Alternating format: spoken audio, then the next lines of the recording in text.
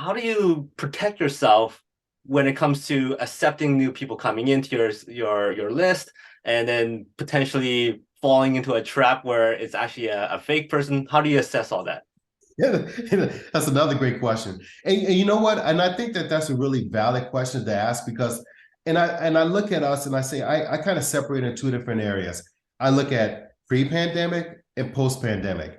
Pre-pandemic, it was not unusual to actually have people actually engage or meet face to face. It was not unusual to have somebody waiting in the lobby to go back and take you out to lunch or to have that kind of like interaction with people so you can actually build up those relationships.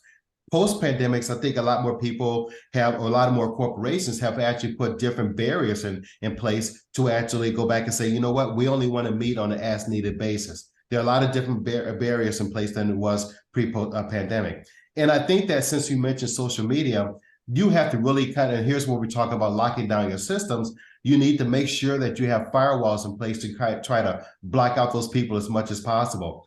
I actually had this morning a person that got on my calendar because I still want to meet with people, and I'll get on and say, hey, look, meet with me and talk to me so we can figure out how we can actually, I can solve your problems and you can solve mine. Well, it turns out I had to put a process in place a few months ago because I need to validate who those individuals are. And it's easy for somebody to get onto my calendar, but I still have a process in place to go back where my assistant would go back and say, let me verify who this person is, making sure they're not a bot. I receive more bot type information and more inquiries of people trying to sell me on some of the main platforms today than I ever did before. And I have to weed them out in the stage of the game because I don't want, I know that everybody's game is to actually go back out and sell something. But when you start to become a weed, where you actually are inundating my mailbox more with you trying to sell me something than me actually trying to reach out to my clients, it's a problem.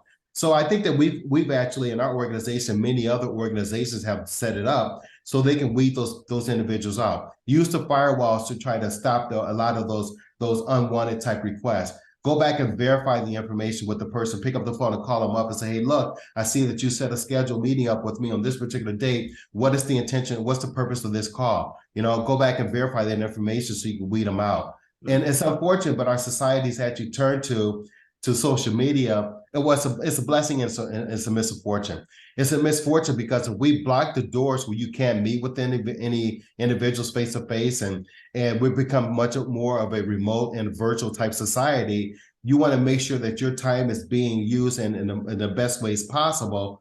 And that when you reach out to people, that you're really talking to a person with really great intentions, and you're focusing on what's going to actually be best for you and what's best for your organization, And so that's why we tell clients, we talk to them, let's go back and start with the firewalls, with the systems, and actually set them up so we can actually weed out who the bad actors are and actually make sure that we're only talking to the people that you really want to meet with and talk to.